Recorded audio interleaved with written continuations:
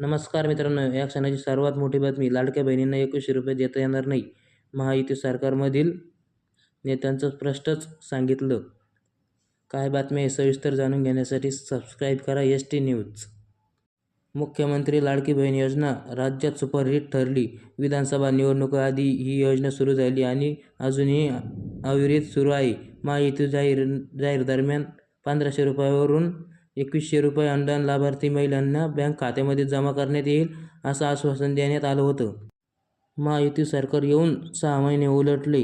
अर्थसंकल्पीय अधिवेशन पार पडलं, मात्र तरीही लाडक्या बहिणींना ₹2100चा प्रश्न अनुत्तरित आहे. ₹2100च्या मुद्द्यावर मंत्री संजय शिरसाट यांनी प्रतिक्रिया दिली होती. लाडक्या बहिणींना 1500चे ₹2100 देता येणार नाही, ही वस्तुस्थिती मान्य करावी लागेल, असं शिरसाट म्हणाले.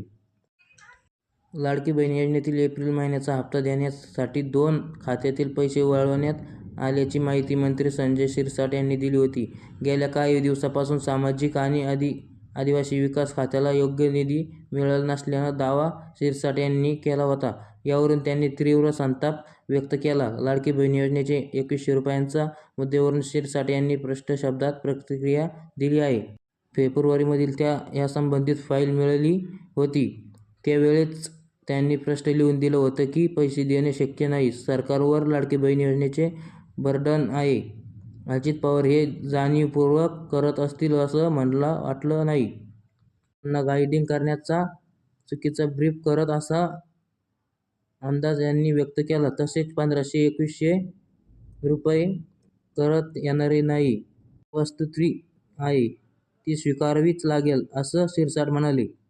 लाडकी बहीण योजनेसाठी आपल्या खात्यातील निधी इतर विभागात वळवल्याबाबत मंत्री शिरसाट यांनी उगाच नाराजी व्यक्त केली होती. वक्तव्यानंतर शिरसाट यांनी पुन्हा आपल्या मनातील खदखद व्यक्त केला. तुम्हाला तरी माहितीच आहे माझा किती अन्याय झाला.